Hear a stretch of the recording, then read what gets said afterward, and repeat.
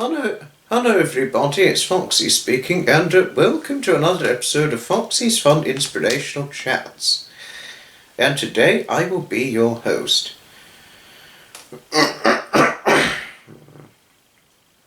And in this episode, this one is going to be based on a true story. Because this one is about something very obscure and unusual that my late grandfather Edmund experienced in his childhood. This was at the school he went to.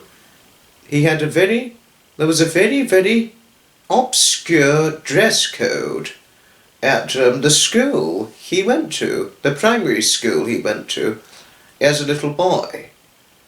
Now, when one goes to school, normally it's expecting smart school uniform, like a smart shirt, a smart tie, smart blazer, or a smart white polo shirt, smart jumper or fleece and trousers, that sort of thing. But in the strangest of dress codes out of all schools, the dress code, I don't know if the school's still in action as of now, and I don't know if it's still like that as of now, but the dress code at his school was all the students had to turn up looking nothing but scruffy. They all had to wear caps, and they had to be as scruffy as possible, and the school uniform had to be scruffy as possible. Absolute obscurity for the dress codes of going to school and what you'd expected to wear. Wow.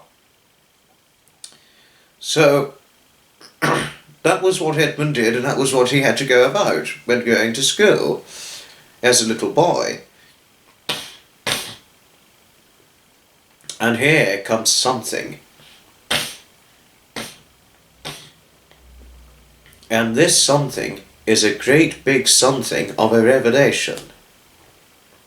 If, under any circumstances, be it uncertain or practical circumstances, should any of the students had lost their caps,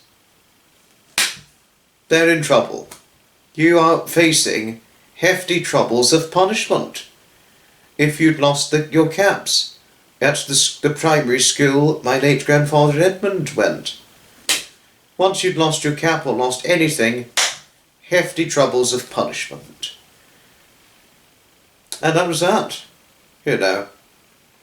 But could you imagine, there's a strange concept to it really, could oneself imagine going to school where there's such obscurity, if not near obscenity, where the dress code at the school was you have to turn up looking scruffy, cap scruffy as possible, school uniform scruffy as possible.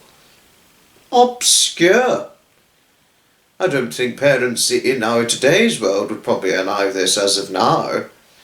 And certainly back in the 50s, how could that have been allowed? Very unusual indeed. But it was always though unusual, it was always an extremely interesting story Edmund would share with me when growing up as a little boy. And since he did share it with me a very great many times as a little boy, to the point where I've memorised it, I can now share it with other people, being that of my personal friends, and I can also share it so that future generations could learn about it should they take a revered, fascinated interest in it and all the rest of things. You know. But I could never have imagined going to a school where there was such obscurity with the dress codes and all the rest of things. I just could seldom imagine that. Seldom imagine it. Yeah.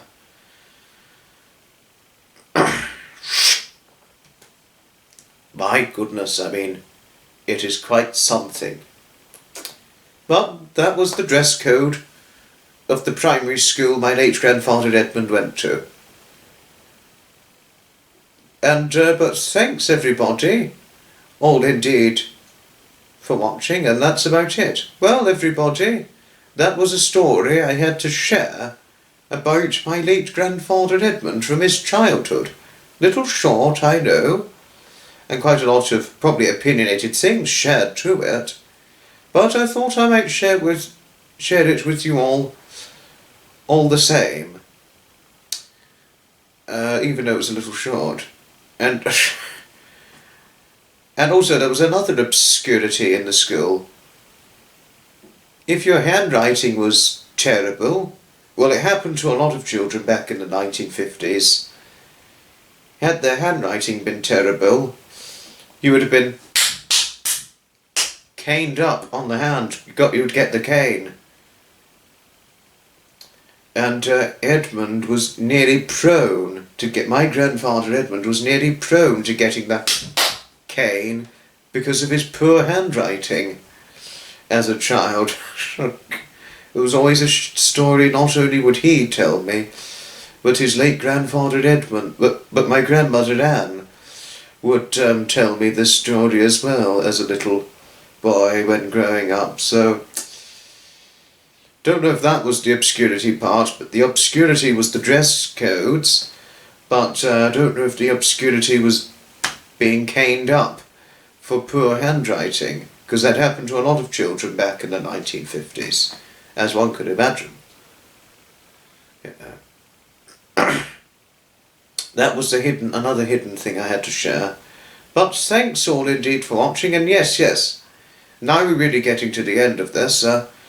This I thought would be well worth sharing to each and every one of you regarding over the childhood, or one certain part of the childhood of my late grandfather Edmund when he was growing up as a little boy. Thought I might give it a share. Sorry if it was a little short and not a lot of information, but I thought I'd share some of the interesting parts as possible as a means to not make things far too boring. You know, please do let me know what your thoughts are on this in the comments down below. But my wonderful late grandfather Edmund, every grandfather is special in life, but he was really special to the point where he truly meant the world to me growing up. Oh, he really truly did. You know. He's sadly no longer with us now, my wonderful late grandfather Edmund, but my memories of him will always sustain me greatly. They really will. But once again, thanks all indeed for watching this very latest episode of the Foxy's Fun Inspirational Chats. Again, like I said before, do let me know what your thoughts were in the comments down below, and I shall certainly see you in the very next video. Ta-ta, another time. From Foxy. Oh, and one last thing.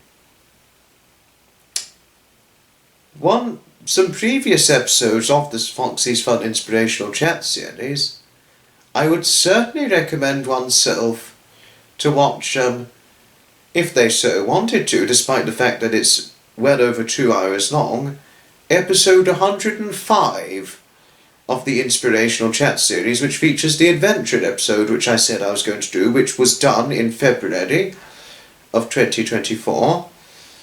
And also episode 106 I'd also recommend oneself to watch. But it's completely fine if you don't want to watch it. But for those of you who are interested in watching it, those two episodes, episode 105 and 106, shall be linked in the description below. Thanks for watching. Ta-ta. Another time. From Foxy. Oh.